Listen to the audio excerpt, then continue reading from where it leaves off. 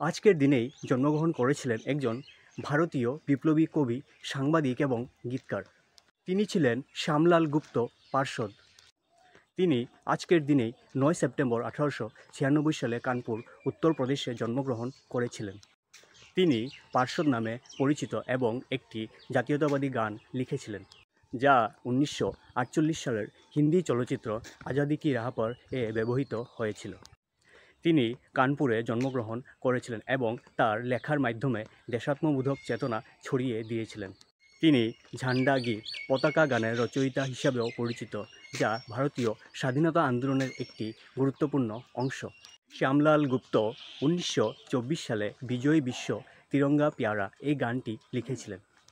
১৯৪৮ সালে আজাদি কি রাহ পর নামক হিন্দি চলচ্চিত্রে এই গানটি অন্তর্ভুক্ত করা হয় এবং সরোজিনী নাইডু এটি গেয়েছিলেন। পরবর্তীতে এই গানটি ভারতের পতাকা গীত হিসেবে গৃহীত হয়। তার ভারত প্রেমিক ও রচনাশৈলীর জন্য তিনি ১৯৬৯ সালে চতুর্থ সর্বোচ্চ বেসামরিক সম্মান পদ্মশ্রী পুরস্কার লাভ করেন। শ্যামলাল গুপ্তের সাহিত্যিক ও সাংবাদিক জীবনে তিনি পার্ষদ ছদ্মনামটি ব্যবহার করতেন। তিনি ১৯৭৭ সালের ১০ আগস্ট মৃত্যুবরণ করেন। আজকের ভিডিওটা এতটুকুই আসিল। ভিডিওটা ভালো লাগলে তোমরা পেজটারে ফলো করে নিও আর লাইক আর কমেন্ট কইরা যেও।